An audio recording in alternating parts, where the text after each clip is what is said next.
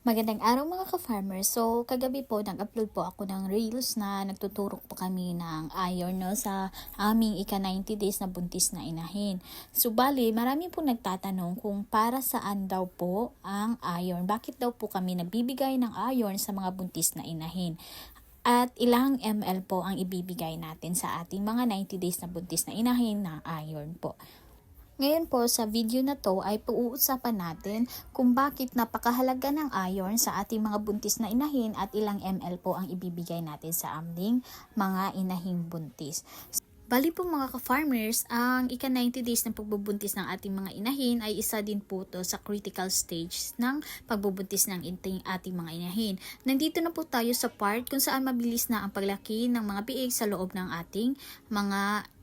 tiyan ng ating mga inahin, at dahil dyan, doble-doble na po ang pangangailangan ng nutrients sa katawan ng ating inahin, lalo-lalo na po ang iron. So kami po dito sa aming munting babuyan ay 5 ml po ang binibigay namin na iron sa aming mga buntis na inahin. Yung iba din po ay 2.5 ml pero 2 beses po sila nagtuturok.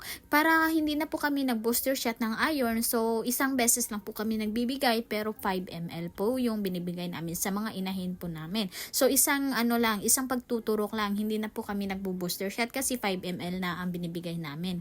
At bakit sa 90 days na pagbubuntis na nagbibigay ng iron? Kasi sa 90 days po, tulad ng sinabi ko, malapit na po ito sa critical stage o isa na po ito sa critical stage ng pagbubuntis ng ating mga inahin, kung saan critical na ang fetal development at kananiwang 114 days ang full term ng pagbubuntis ng ating mga inahing baboy.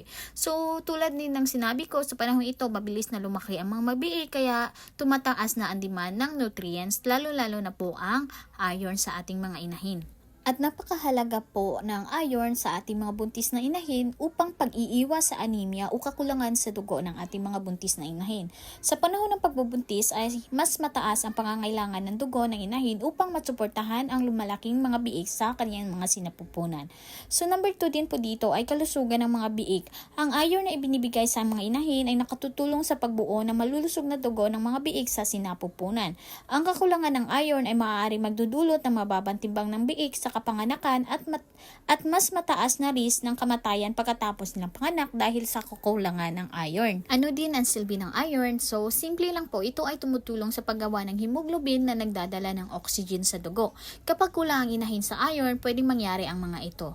Number 1, mababa ang red blood cells o mas mabilis mapagod ang mga inahin kapag mababa ang red blood cells. Number 2, hindi sapat ang oxygen sa biik kaya kulang sa timbang o mga bansot ang mga biik na ipapanganak. At hindi lang po yan, ang iron din ay pampalakas ng resistensya kung saan malakas ang katawan ng inahin, mas magaan ang panganganak at mas mataas ang chance ng survival ng ating mga biik. Kaya kami dito sa aming mga ka-farmers, hindi talaga namin tinitipid ang pagbibigay ng iron dahil yung iron ay mura lang din po pero malaking tulong po to.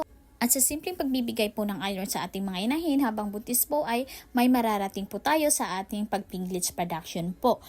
At yun lang po mga ka-farmers, sana nakatulong, at kung gusto niyo po ng mga karagdagang tips tungkol sa pag-aalaga ng mga baboy, huwag niyo pong kalimutan mag-like, follow and share at mag-subscribe na din po. Happy farming mga ka-farmers!